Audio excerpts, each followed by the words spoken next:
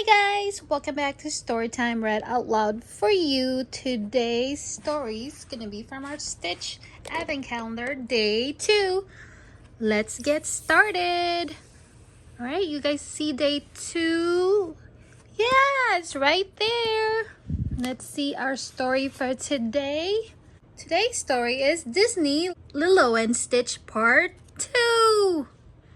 Let's get started. Disney Lilo and Stitch Part 2. It was the day after the incident at the luau, and Nanny went on a job search as Lilo tried to train Stitch. Unfortunately, every time Nanny had an interview, Lilo and Stitch somehow managed to ruin it. By the afternoon, Nanny was exhausted and still jobless. All the while, Cobra had been keeping an eye on them. As they sat on the beach, Lilo and Nanny both felt like failures.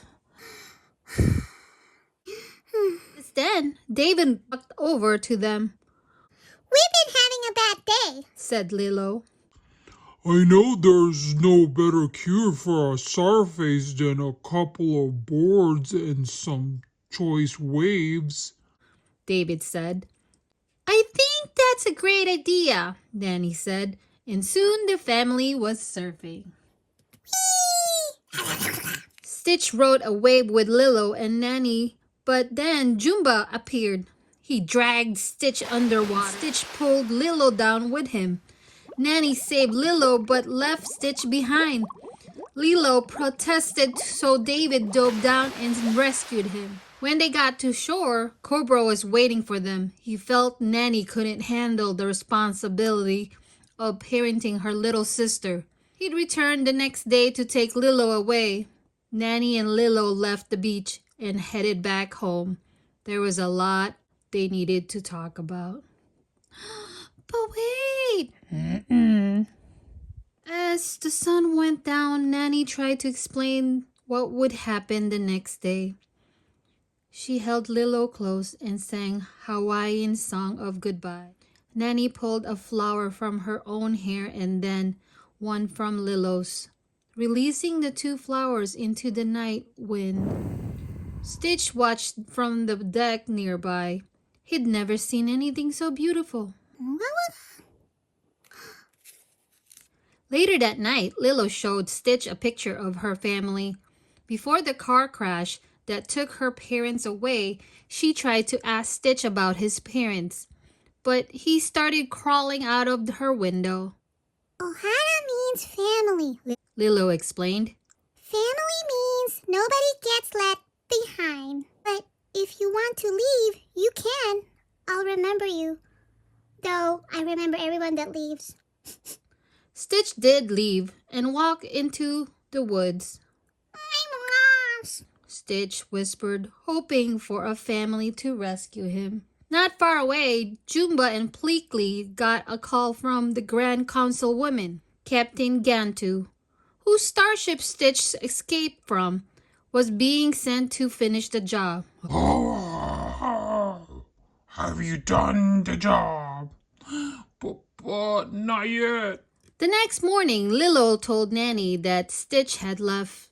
Just then, David arrived and told Nanny he'd found her a job.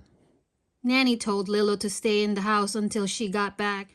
Shortly after Stitch had left Lilo's room, Jumba found him. Stitch raced back to Lilo. She called Cobra Bubbles and told him aliens were attacking her house. He didn't believe her. When Nanny returned, she found her house destroyed and Cobra Bubbles waiting. He put Lilo into his car to take her away, but Lilo snuck out of the vehicle. She raced through the woods and eventually bumped into Stitch. Lilo watched as Stitch transformed into his alien self. Lilo couldn't believe her eyes. "You're one of them?" she said. "Ah." Just then, Captain Gantu popped out a nearby bush. He captured Stitch and Lilo too. Captain Gantu threw Lilo and Stitch in a glass pod and prepared for takeoff. Nanny arrived just in time to watch the ship depart. Somehow, Stitch managed to squeeze through an opening in the glass, but he fell off the ship before he could help Lilo escape. Before Stitch had a chance to explain, Jumba and Pleakley captured him. They admitted there was no way to rescue Lilo.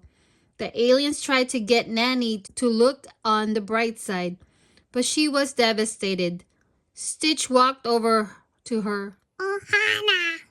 Ohana means family. Family means... Nobody gets left behind, Nanny said. Oh, I've forgotten. Stitch concluded. With that, Stitch convinced Jumba and Pleakley to help him rescue Lilo. Meanwhile, back on Gantu's ship, Lilo looked out and smiled with delight. Stitch waved to her from Jumba's spaceship. She knew he'd come to save her. Stitch rescued Lilo out of the pod, took a mighty leap, and landed her safely on Jumba's ship. Finally, Jumba's spaceship crash-landed in the ocean. It just so happened that David was out surfing nearby. Lilo asked him if he could give her and the alien a ride. As David paddled to shore, the Grand Councilwoman was waiting on the beach. She sentenced Stitch to life in exile to be served out on Earth.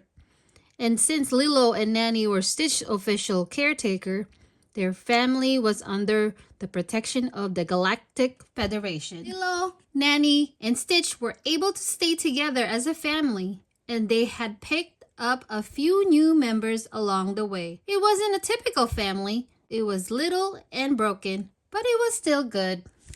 The end.